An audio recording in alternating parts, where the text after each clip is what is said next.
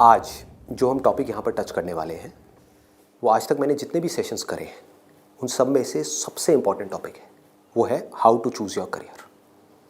कि जो पेरेंट्स हमसे एक्सपेक्ट करते हैं कुछ हद तक वो एक्सपेक्टेशंस भी पूरी हो जाए और जो हम करना चाहते हैं वो भी हम कर सकें और आगे फाइनेंशियली ग्रो करने की जो पॉसिबिलिटीज़ हैं वो इनफाइनाइट हो।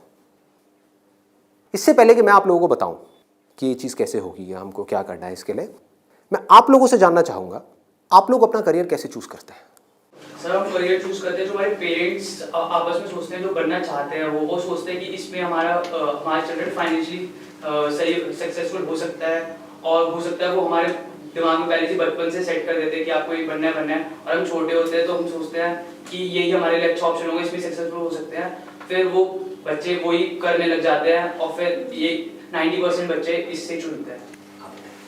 मोस्टली क्या होता है कि फ्रेंड सर्कल के दबाव में आके लोग भेड़-चाल में आके कर लेते हैं। फ्रेंड ये करना तो हम भी ये करते हैं।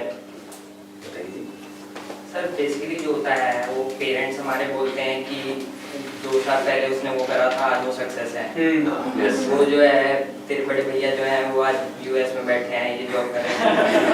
हाँ, तो बेसिकली ये कहते हैं कि तू भी ये कर ले, तू भी उसकी तरह स्टैंड हो जा। कोई इंटरेस्ट के बारे में बात नहीं करता कि हमारा इंटरेस्ट किसमें है किसमें नहीं है। सर वो पेरेंट्स जब हमसे पूछते हैं कि आप ये नहीं करना वो नहीं करना तो बताओ क्या करना है, तो सर कई बार ये भी होता है कि हमारे पास ही जवाब नहीं होता, हम क्या करें, हमें यही नहीं पता होता।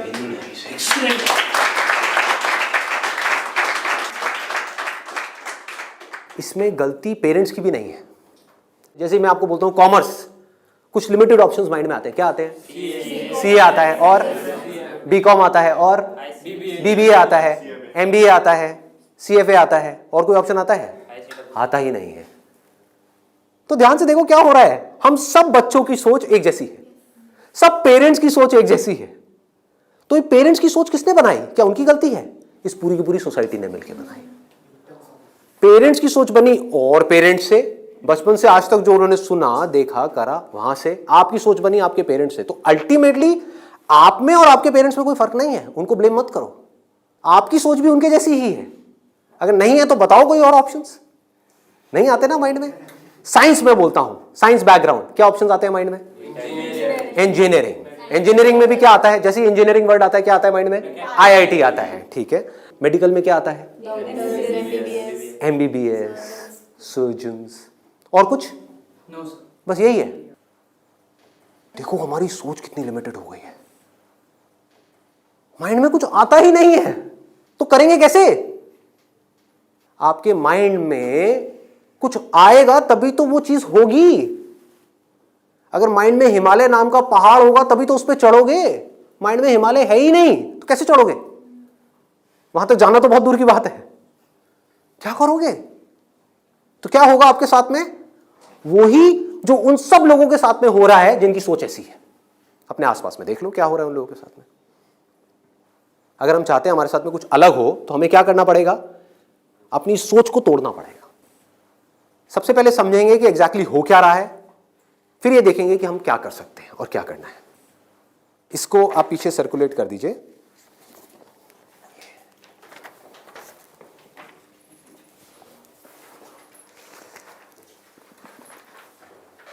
इसमें लिखा है how to choose a career. अच्छा, पढ़ाई में हमको आगे बढ़ने के लिए मान लो जैसे मैंने बोला साइंस बैकग्राउंड, तो माइंड में क्या आया? इंजीनियरिंग आया, इंजीनियरिंग से आईआईटी आया, आईआईटी से कोटा आया, या और ये जो तैयारी वाले इंस्टीट्यूट्स हैं वो आए, वहाँ पर जाओ जा करके तैयारी करो, यही सब होता है। तो अब अगर आपको इस रास्ते पे सक्सेसफुल होना है कि मतलब आपको आईआईटी में पहुँचना है, आईआईएम्स में पहुँचना है, मेडिकल में टॉप कॉलेज में पहुँचना है, तो क्या चाहिए? हार्डवर्क से काम हो जाएगा। आराम से सोचो, आराम से सोचो। ये जो सोच है ना हमारी वो बड़ी खतरनाक बनी हुई है। उसी सोच पे क्वेश्चन मार्क लगाना है। हार्डवर्क सबसे ज्यादा कौन करता है? एक रिक्शे वाला, लेबरर सक्सेसफुल हो जाता है वो। ऐसे बच्चे देखे हैं जो बहुत हार्डवर्क करते हैं और तब भी नहीं हो पाता उनका, और ऐसे बच्चे हैं जो इतना हार्डवर्क नहीं करते हैं, अपनी लाइफ में एक बैलेंस बनाते हैं, मतलब घूमते फिरते भी हैं, मजे भी करते हैं, साथ साथ में पढ़ाई भी करते हैं और वो टॉप कर जाते हैं। तो इसका मतलब क्या है? हार्डवर्क पे क्वेश्चन मार्क लगाओ। हार्डवर्क इंपॉर्टेंट है, लेकिन हार्डवर्क भी अगर सही डायरेक्शन में ना किया जाए तो बकवास है। समझ रहे हो? सक्सेस यहां है, आप वहां भाग रहे हो पूरी जान लगा करके पागलों की तरह, कभी सक्सेसफुल हो सकते हो? हार्डवर्क तो कर रहे हो, क्यों नहीं हो सकते? डायरेक्शन ही गलत है। सबसे पहले क्या चाहिए? एक सही डायरेक्शन चाहिए, सबसे पहले, मोस्ट इंपॉर्टेंट। मतलब कि जिस डायरेक्शन में हम भाग रहे हैं, पहले हमको उसको समझना है कि हम सही डायरेक्शन में भी भाग रहे हैं या इसलिए भाग रहे हैं क्योंकि सब भाग रहे हैं। या ये कहो, हो सकता है ये जो सब भाग रहे हैं उसमें से कुछ लोगों के लिए वो डायरेक्शन सही हो, हमारे लिए गलत हो। समझ पा रहे हो? पता कैसे चलेगा कि कैसे पता लगेगा? एक्सीलेंट। देखो क्या है, सिर्फ 2 पैरामीटर्स हैं जिसके ऊपर हमको दिमाग लगाना है। एक है कंपटीशन, एक है कंसंट्रेशन पावर। जहां पर भी कंपटीशन ज्यादा है, मतलब क्या है कि वहां पर लाखों बच्चे ट्राई कर रहे हैं, होना कितनों का है? 1%, 2%, 3%। रियलिटी है। मैं कुछ भी हाइपोथेटिकल बात नहीं करूंगा। क्या ये जो लाखों बच्चे ट्राई करते हैं, कोई भी ये सोच करके ट्राई करता है, लाखों रुपए जा करके कोचिंग इंस्टीट्यूट में स्पेंड करता है कि मेरा नहीं होगा? देखो कितना मजेदार है। मतलब लाखों को यह लग रहा है कि हमारा हो जाएगा। तो अब सबसे पहला यहां पर जो क्वेश्चन पूछना है, जो ना अभी पेरेंट्स पूछ रहे हैं ना बच्चे खुद पूछ रहे हैं, वो अपने आप से पूछना है। वो ये कि मेरी कंसंट्रेशन पावर्स कैसी है। सिंपल है ना, इसमें कोई कॉम्प्लिकेटेड है?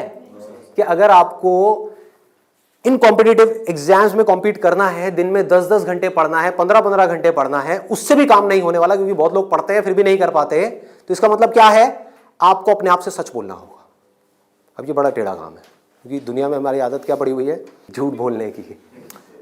हाँ, किसी से भी जा करके पूछो, हाँ भाई तेरे में पोटेंशियल है, कर लेगा आईटी? हाँ मैं तो कर लूंगा, मैं तो कर लूंगा। फिर हुआ क्यों नहीं? हुआ क्यों नहीं? अरे वो लक साथ नहीं हो पाया, कोई वजह होगी, नहीं हो पाया। मतलब क्या था? डायरेक्शन ही गलत थी, स्टार्टिंग ही गलत हो गई। अब आप कैसे ये डिसाइड करोगे कि आपकी कंसंट्रेशन पावर स्ट्रांग है या नहीं है? माइंड की थोड़ा सा डेप्थ में जाते हैं। कैसे डिसाइड करोगे? जब भी आप किसी कॉम्पिटिटिव एग्जाम में कॉम्पीट कर रहे हो, तो आपको ये देखना होगा आपके कॉम्पिटिटर्स कौन है।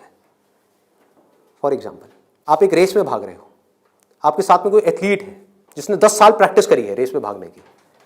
आप कभी नहीं भागे, धीरे धीरे जॉगिंग करी है, लेकिन रेस में कभी तेज नहीं भागे। जीत पाओगे उससे?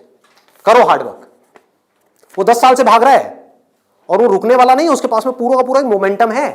वो अगले 2 साल तक भी ऐसे ही भागने वाला है जैसे वो 10 साल से भागता आया है। आप अभी भागना शुरू कर रहे हो, तो पहले अपनी कंसंट्रेशन पावर्स को कंपेयर करना है किसी और के साथ। That is going to be a realistic solution. एक है थियोरेटिकल सोल्यूशन। थियोरेटिकल क्या है? माँ बाप कह रहे हैं बच्चों को भागो, बच्चे भी अंदर से कह रहे हैं भागो। यही हो रहा है, करेंगे करेंगे करेंगे करेंगे करेंगे, चार्ज अप हुए पड़े हैं पागलों की तरह। इनको ये नहीं समझ पा रहा कि मेरे अंदर वो स्ट्रेंथ है भी या नहीं है। बहुत बारीक बात है, अगर इसको हमको समझ आए तो। एक बॉक्सिंग रिंग में आप हो, ठीक है, तो सामने देखो कि जो बॉक्सर है वो है कौन जिससे आप लड़ने के लिए जा रहे हो। इसी को तो कंपटीशन बोलते हैं। तो अगर उस कंपटीशन को आपको जीतना है, और जीतना ही है, हारना किसको है? किसको अपने माँ बाप के पैसे डुबोने हैं? किसको अपनी लाइफ खराब करनी है? जीतना ही है। तो जीतने का क्या तरीका है? पहले अपने कॉम्पिटिटर्स की स्ट्रेंथ को समझ जाओ। समझ लो कि आप कॉम्पीट कर किसके साथ में रहे हो। वो कैसे समझोगे? रियलिस्टिकली अपने आप से पूछो, अपने स्कूल के बैकग्राउंड के बेस पे या जो भी आज तक आपने किया है उसके बेस पे। कुछ बच्चे होते हैं जिनको एक चैप्टर है, मान लो एक बुक में, उसको पूरा याद करने में या समझने में 1 घंटा लगता है। आपको कितनी देर लगती है? 5 घंटे, 6 घंटे, 10 घंटे या आधा घंटा? ये पूछो अपने आप से। Then you will be able to जज your strength in comparison to your competitors. ये जो 13 लाख बच्चे हैं, इसमें से 10% बच्चे ऐसे हैं जिनकी कॉन्सेंट्रेशन पावर्स एक्स्ट्रा ऑर्डिनरी है।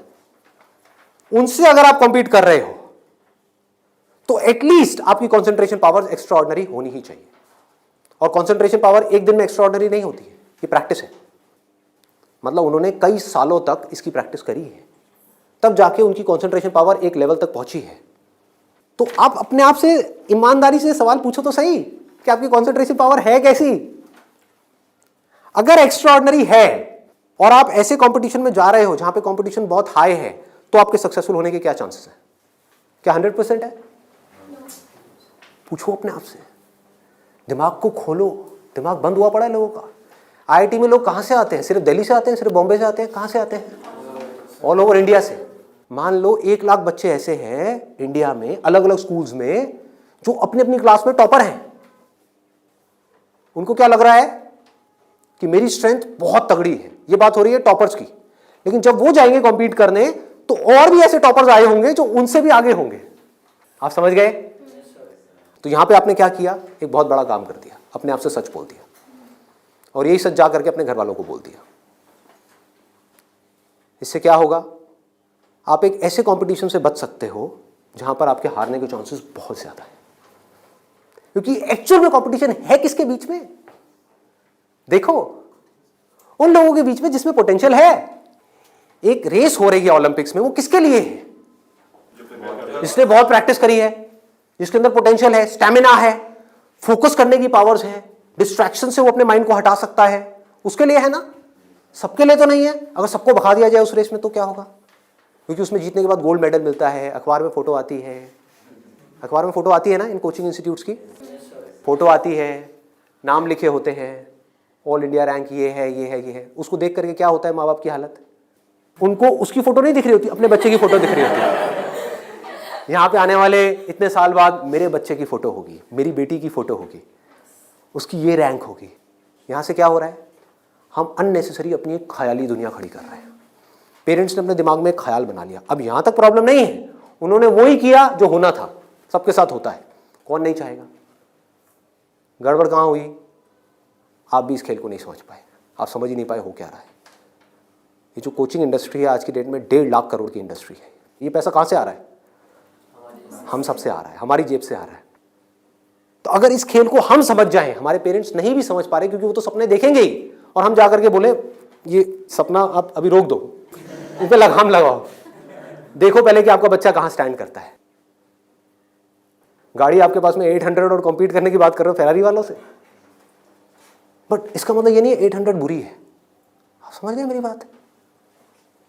रेस में बुरी है, बट दिल्ली की सड़कों पे, पुरानी दिल्ली में फेरारी अच्छी है, 800 अच्छी है? 800 अच्छी है, ज्यादा सक्सेसफुल है। बट वही अगर उस रेस में चली जाए जिसमें सब भाग रही हैं और सारी 800 नहीं है, फरारीज है, एक से एक फरारीज है, किसमें कितनी आग लगी हुई है वो आपको पता ही नहीं है। आप समझ पा रहे हो? कोई आ रहा है कहीं से, उस बच्चे में कितनी आग है और कितना पोटेंशियल है वो आप सपने में भी नहीं सोच सकते, और आप उससे लड़ने की बात कर रहे हो। किस बेस पे? क्योंकि मेरे घर वालों ने ये सपना देखा है और मुझे सपने को सच करना है। पोटेंशियल है या नहीं है? पूछो अपने आप से, तो आपको क्लियर कट जवाब मिलेगा। क्लियर कट 10% लोग ऐसे होते हैं जिनमें एक्चुअल में पोटेंशियल है इन एग्जाम्स में कॉम्पीट करने का। तो if you are there in that top 10% category, तो अब आपका हार्डवर्क यहां पे काम आने वाला है। Depending upon your hard work, बशर्ते आपके अंदर पोटेंशियल हो। फॉर एग्जाम्पल फेरारीज की रेस हो रही है, उसमें आपने पूरी जान लगा दी, एक सेकंड के लिए भी डिस्ट्रैक्ट नहीं हुए। ठीक है, डिस्ट्रैक्ट होने में 1 सेकंड लगता है। डिस्ट्रैक्शंस वाला मेरा सेशन है पावर ऑफ फोकस, वो देखा होगा आप लोगों ने। बहुत तरह की डिस्ट्रैक्शंस है। मान लो आप हो तो फेरारी, लेकिन डिस्ट्रैक्ट हो गए, रुक गए, रेस यहां हो रही है, आप यहां चले गए, आउट है कि नहीं? तो आपको पूरी तरह से फोकस्ड रहना पड़ेगा, हार्डवर्क करना होगा, डेडिकेशन चाहिए, डिजायर चाहिए, सब कुछ चाहिए। लेकिन सबसे पहले क्या चाहिए? इंजन में दम होना चाहिए, अंदर वो पोटेंशियल होना चाहिए, एक्स्ट्रा ऑर्डिनरी कॉन्सेंट्रेशन पावर्स होनी चाहिए। ये बात हमको समझ क्यों नहीं आ रही है? अब क्यों चाहिए कॉन्सेंट्रेशन पावर्स? कभी सोचा है? 2 तरह के काम है इस दुनिया में, एक वो जिसमें हमारा इंटरेस्ट है, दूसरा वो जिसमें इंटरेस्ट नहीं है। जहां इंटरेस्ट नहीं है वहां पर कॉन्सेंट्रेशन पावर्स का स्ट्रांग होना बहुत जरूरी है, जहां है वहां पर नहीं है, क्योंकि वहां तो ध्यान लग जाता है। वीडियो गेम खेलने के लिए कॉन्सेंट्रेशन पावर चाहिए क्या? क्यों? क्यों? इंटरेस्ट है तो वहां पर कॉन्सेंट्रेशन हो जाता है, खेलने में कॉन्सेंट्रेशन हो जाता है, और बहुत सारी चीजों में कॉन्सेंट्रेशन हो जाता है। पढ़ाई में हमें कॉन्सेंट्रेट करना पड़ता है, और चाहिए ही चाहिए, क्योंकि पढ़ाई में 99.99% लोगों का इंटरेस्ट नहीं होता। तो कैसे पढ़ाई में क्रैक कर पाएंगे? तब जब अपने ध्यान को ऐसी जगह पे रोकना आता हो जहां पे हमारा इंटरेस्ट नहीं है। और ऐसी स्ट्रेंथ कितने लोगों में होती है? सच सच बताना आज, मतलब ईमानदारी से, आप में से कितने हैं यहां पर जो आप क्लेम कर सकते हो कि मेरी जो कॉन्सेंट्रेशन पावर्स हैं वो एक्स्ट्रा ऑर्डिनरी है? ऑनेस्टली आपकी है, let's give a big hand for it. हम सब में से सिर्फ एक की,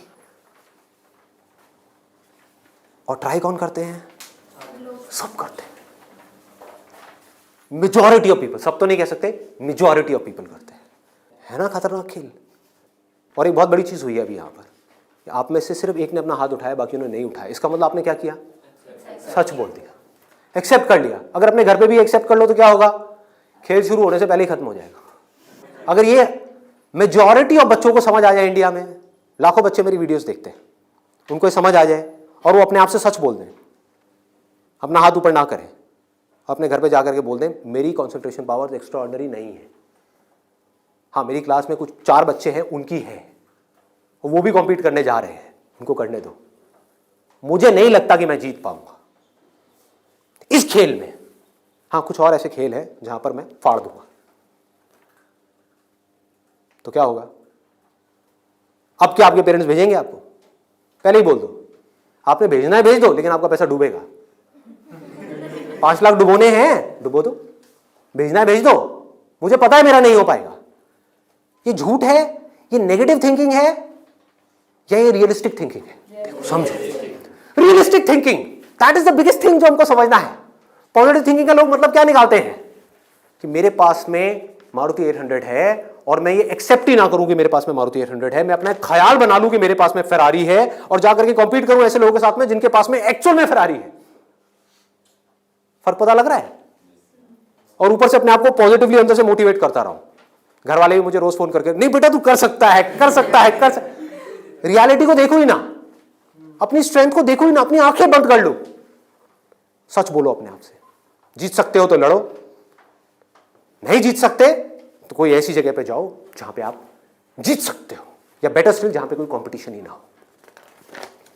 आगे बढ़ते हैं। दूसरा क्या है? ये तो हो गई पहली कैटेगरी, एक्स्ट्रा ऑर्डिनरी, जो यहां पर अभी कोई भी नहीं मिला, सिर्फ एक मिला है। दूसरा है ऑर्डिनरी। 90% लोग एक क्लास में, 90% स्टूडेंट्स इंडिया में वो इस सेगमेंट में आते हैं।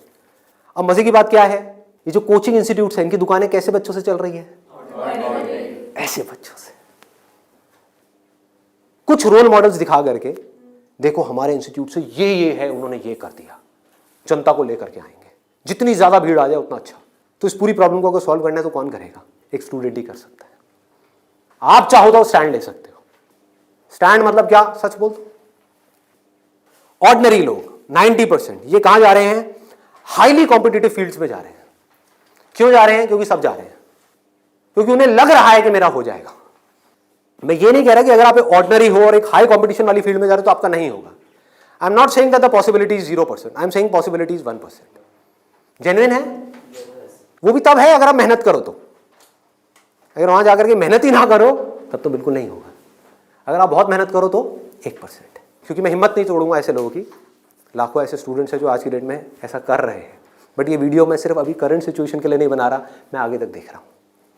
आने वाले 20 साल, 50 साल, 100 साल आगे तक देख करके चल रहा हूँ कि इंडिया की प्रॉब्लम्स का अगर हमको सोल्यूशन निकालना है, अनएम्प्लॉयमेंट का सोल्यूशन निकालना है, डिप्रेशन का सोल्यूशन निकालना है, तो वो सोल्यूशन क्या है? मेरी सोच वहां पर चल रही है। इसकी वजह से होगा क्या? अभी जो ऑलरेडी ऐसे ऑर्डिनरी स्टूडेंट्स हैं और वो ऐसी जगह पे चले गए हैं, तो उनकी हिम्मत टूट जाएगी इस वीडियो को देख करके। तो मैं उनको क्या कहूँगा? उम्मीद है, लगा दो जान। बस साथ में क्या कहूँगा उन पेरेंट्स को जो अब ऐसा गेम खेलने वाले हैं, उन स्टूडेंट्स को क्या कहूँगा? मोस्ट इंपॉर्टेंट जो मुझे देख रहे हैं, बड़ा सिंपल है कि अपने पेरेंट्स को जाकर के कहो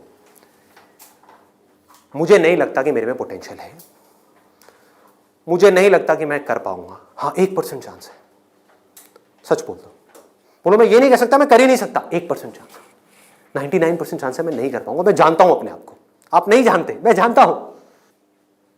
मुझे पता है अंदर से कि मैं क्या हूं, मुझे पता है अंदर से कि मेरे अंदर कितनी आग है, कितना पोटेंशियल है।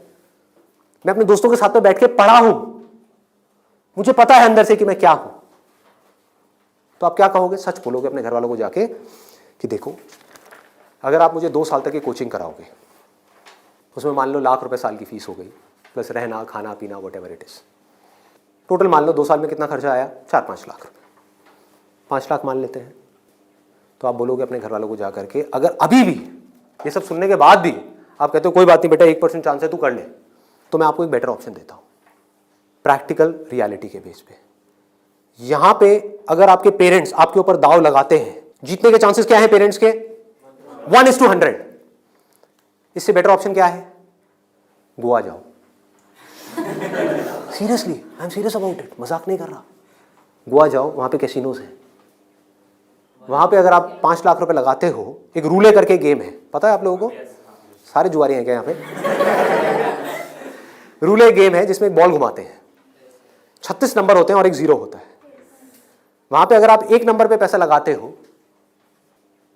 और वो नंबर आ जाता है तो 1 रुपए आपका बन जाता है 36 रुपए। जीतने की प्रोबेबिलिटी क्या है? 1:37। यहां पर क्या है? 1:100। वहां पर क्या है? 1:37, मतलब इससे डबल से भी ज्यादा है। तो अपने पेरेंट्स को सजेशन दो कि जुआ खेलना ही है तो ये बेटर ऑप्शन है, खेलते हैं ना। मेरी जिंदगी क्यों दांव पे लगा रहे हो? मुझे तो बचने दो। अरे खेलना है तो मिलके खेलते हैं। जाओ अपने पेरेंट्स के साथ में, उनको गोवा लेकर के जाओ, अपनी पार्टी करना, और एक दिन जाना ले आकर के 5 लाख रुपए एक टेबल पे रख देना। अगर वो नंबर आ गया तो कोई भी नंबर चूज कर लो। आपके पेरेंट्स चाहते हैं आप नंबर 1 पे आओ, ऑल ओवर इंडिया में आपकी नंबर 1 रैंक आए, तो 1 नंबर पे पैसा लगाओ जुए में। वहां भी 1 नंबर पे पैसा लगा रहे हैं, यहां भी 1 नंबर पे पैसा लगाओ। अगर वो 1 नंबर आ गया तो कितना मिलेगा? 5 लाख का 1,80,00,000। 1,80,00,000 उसको उठा करके बैंक में एफडी कराओ। कितना इंटरेस्ट आएगा? 12%। तो अब टाइम गया। आप मान लो टैक्स वैक्स काट के 7-8% भी आ गया आपके हाथ में, महीने का 1,00,000 रुपए, साल का 12 लाख रुपए। सोचो क्या ये प्रैक्टिकल है या नहीं है? जो बात मैंने बोली है थियोरेटिकल है, प्रैक्टिकल है। वहां भी जुआ है, यहां भी जुआ है। आप भी बोल रहे हो हाँ शायद मेरा हो जाएगा, पेरेंट्स भी कह रहे हैं हाँ शायद इसका हो जाएगा। प्रोबेबिलिटी हमारे सामने है, आपके होने की जो प्रोबेबिलिटी है वो हमारे सामने है। हाँ अगर आप एक्स्ट्राऑर्डिनरी में हो तो बात अलग है, मैं उसकी बात नहीं कर रहा। वहां पर आ गई 10% से 100%, तो वहां पर जुए का कोई कंपैरिजन नहीं है, ठीक है ना। बट अगर आप ऑर्डिनरी में हो और वहां पर जाकर के आप कॉम्पीट कर रहे हो, इससे बेटर ऑप्शन है जुआ। और घर वाले कहेंगे पैसा डूब गया तो जुए में, तो बोलो वो तो यहां भी डूब रहा है। हाँ? यहां भी तो डूब रहा है। फर्क क्या है? इसको बोलते हैं एक रियलिटी के बेस पर समझ करके सोच करके लिया हुआ डिसीजन। तो अब तीसरा ऑप्शन क्या है हमारे पास में? कोई ऐसा करियर चूज करो, देखो कितना मजेदार है, जहां पे आपको कंसंट्रेशन पावर की जरूरत ही ना हो, not required. If you love singing, concentration power चाहिए क्या? नहीं चाहिए, हो जाएगा। किसी खेलने में इंटरेस्ट है तो वहां पे कंसंट्रेशन पावर बहुत स्ट्रांग चाहिए क्या? हो जाएगा, घंटों तक हो जाएगा। एक है कंसंट्रेट करना पड़ता है, एक है कंसंट्रेशन हो जाता है। दोनों में बहुत फर्क है। इंटरेस्टिंग है तो कंसंट्रेशन हो जाता है, इंटरेस्टिंग नहीं है, बोरिंग है तो कंसंट्रेट करना पड़ता है, फिर चाहे वो पढ़ाई हो चाहे जॉब हो। ये छोटी सी सोच चाहिए, समझ चाहिए। अब यहां पे क्या चलेगा? इन फील्ड्स में कंपटीशन क्या है?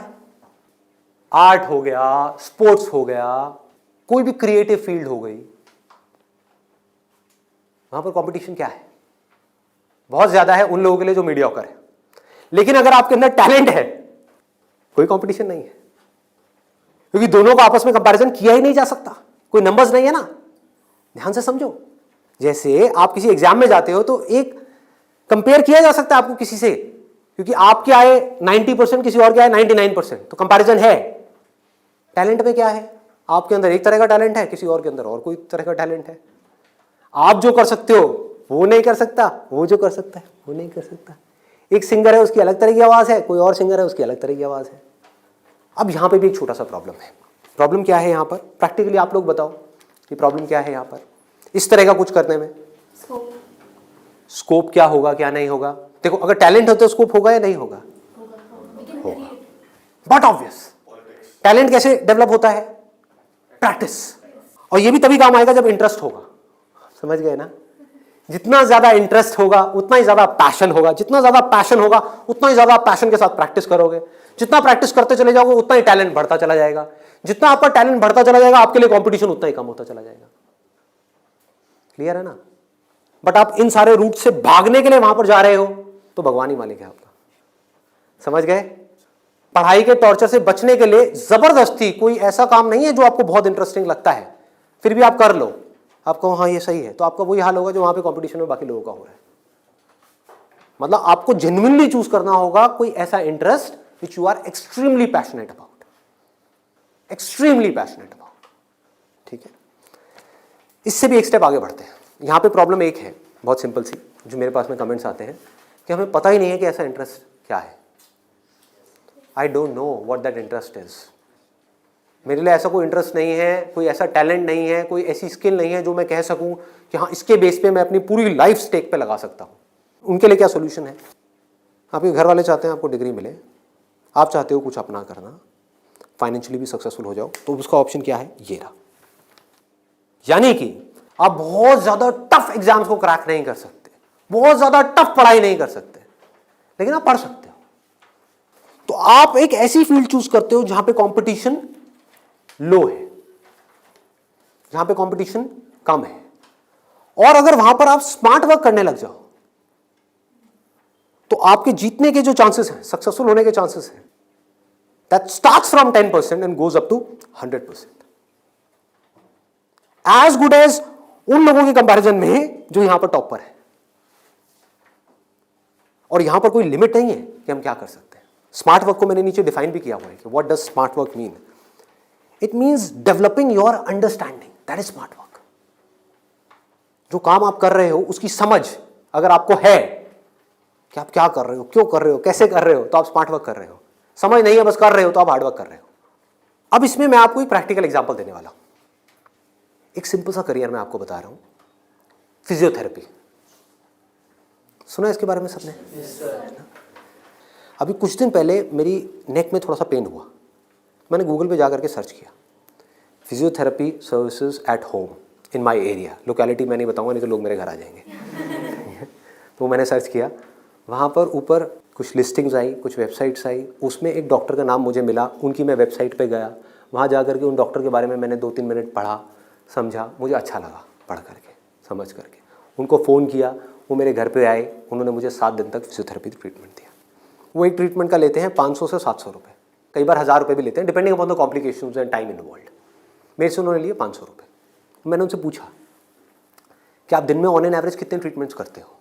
उन्होंने कहा एक दिन का ऑन एन एवरेज मैं 8 से 10 ट्रीटमेंट्स करता हूँ। मैंने कैलकुलेशन करी, दिमाग चलाया, 8 से 10 का मतलब क्या हुआ? 4 से 5,000 रुपये एक दिन का, एक महीने का नहीं, एक दिन का।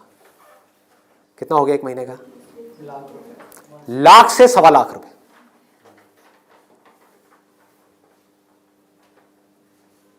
अभी उनको 4 साल हुए अपनी फिजियोथेरेपी करे हुए, ये नहीं है कि 40 साल हो गए, 4 साल। समझ रहे हो क्या किया उन्होंने, कैसे किया उन्होंने? वो सब आ जाता है स्मार्ट वर्क के अंदर। उन्होंने हार्ड वर्क नहीं किया, स्मार्ट वर्क किया। ज्यादातर लोग क्या करते हैं, एक हाईली कॉम्पिटिटिव फील्ड के अंदर जाकर के कॉम्पीट करते हैं, वहां होता है नहीं, जाकर के किसी लोकल कॉलेज में फंस जाते हैं, वहां से निकल करके जॉब के लिए धक्के खाते हैं। इसके आगे सोच बढ़ ही नहीं पाती है। जॉब नहीं मिल रही तो दुखी हो जाते हैं, उसके बाद में जब बहुत टाइम तक जॉब नहीं मिल रही होती तो जो भी जॉब होती है, जैसी भी जॉब होती है, कर लेते हैं। होता है प्रैक्टिकली ऐसा है? नहीं होता है। पढ़ाई करिए किसी फील्ड में, जॉब कर रहे हैं किसी और फील्ड में, मतलब जो वो पढ़ाई करी वो बेकार हो गई। स्मार्ट वर्क किसे कहते हैं? आप एक फिजियोथेरेपी कॉलेज में गए, कोई टॉप कॉलेज नहीं जहां पे अगेन कंपटीशन है, किसी लोकल कॉलेज से। क्योंकि कोई भी जब फिजियोथेरेपी कराता है तो पूछता नहीं आपने कौन से कॉलेज से किया है। मैंने नहीं पूछा, कोई नहीं पूछता। तो किसी भी कॉलेज से अच्छे से जा करके आप स्टडी करके आ गए, डिग्री लेकर के आ गए, आप कहीं भी जाओगे कभी भी आपको जॉब तो मिल ही जाएगी, जो सुन करके आपके घर वाले कन्विंस हो जाएंगे, कहेंगे हाँ ठीक है, बैकअप प्लान तो है। तो एक ऐसा रास्ता जहां पर वर्स्ट केस सिनेरियो में आपको जॉब भी मिल जाए, लेकिन बेस्ट केस सिनेरियो की कोई अपर लिमिट ना हो। अब बात आती है कैसे करोगे आप इस चीज को। इसका स्कोप देखो, कि आने वाले टाइम में अभी जितनी तेजी से मोबाइल, लैपटॉप, कंप्यूटर सब लोग इस तरह भाग रहे हैं, सबके ये प्रॉब्लम्स आनी ही आनी है। बैक में प्रॉब्लम आनी ही आनी है, नेक में प्रॉब्लम आनी ही आनी है, और पता नहीं कितनों को कितनी आनी आ भी रही है। आपके घर में भी जो आपके पेरेंट्स हैं उनको सबको कहीं ना कहीं दर्द होगा। तो आपने पहले तो ये समझा कि हाँ, इसका स्कोप कभी कम नहीं होने वाला, बढ़ने ही वाला है। ठीक है, इसमें कंपटीशन भी बढ़ेगा जब स्कोप ज्यादा है तो, लेकिन किन लोगों के लिए बढ़ेगा? जो हार्ड वर्क कर रहे हैं, लेकिन जो स्मार्ट वर्क को समझ पा रहे हैं वो कुछ भी कर सकते हैं। तो आप क्या कर सकते हो? आपने कहा कि सिर्फ इससे काम नहीं चलने वाला, वो मुझे समझ आ रहा है।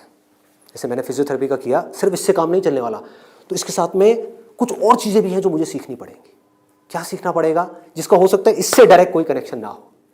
1 महीने का छोटा सा कहीं से वेबसाइट डेवलपमेंट का कोर्स कर लिया, और ऑनलाइन मार्केटिंग का, कि ऑनलाइन मार्केटिंग कैसे करते हैं।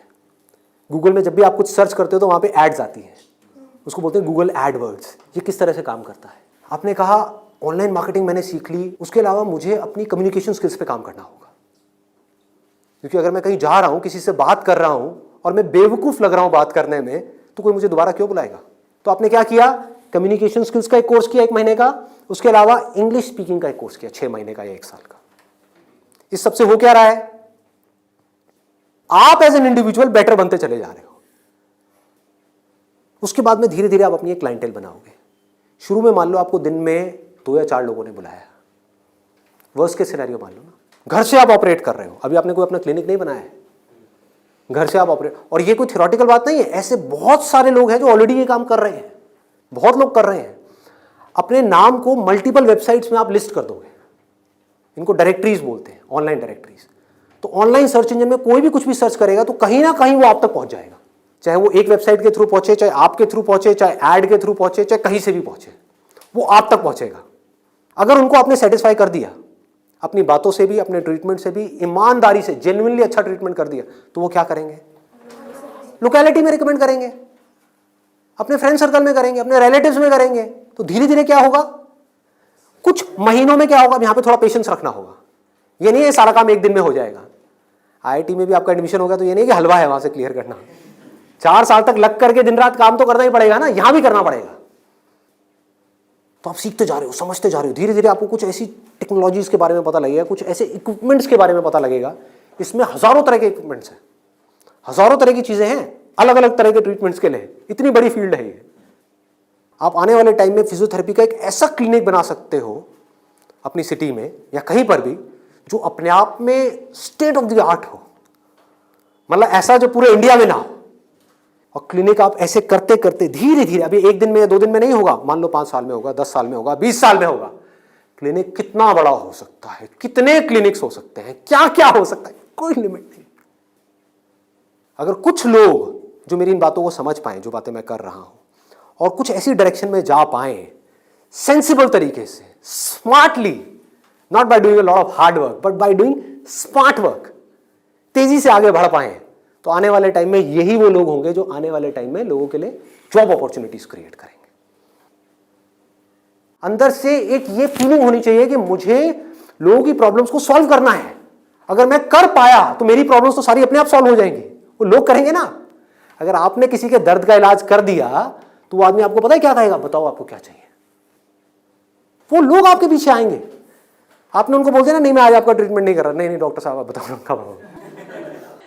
मतलब कि अपने आप को अंदर से स्ट्रांग बना लो तो दुनिया भागती हुई आपके पास आएगी। ये एक रास्ता है। एक है अंदर से तो स्ट्रांग बनो मत और दुनिया के पीछे भागते रहो। भैया मेरा कुछ हो सकता है, भैया मेरा कुछ हो सकता है, भैया कहीं लगवा दो, जॉब लगवा दो, भैया ये भैया वो भैया वो। अरे काहे का भैया, समझे? ये एटीट्यूड चाहिए। डंके की चोट पे आप काम करो। मैंने लाइफ में जो भी काम किया है बिल्कुल एटीट्यूड के साथ किया है।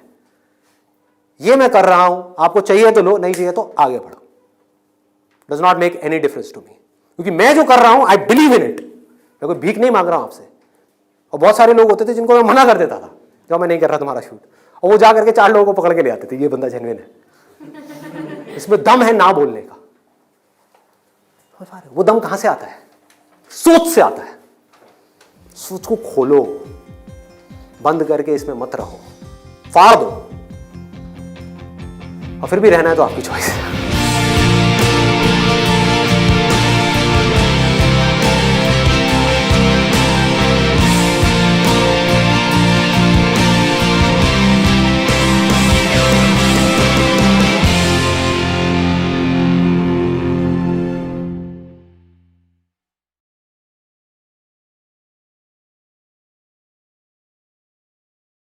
Good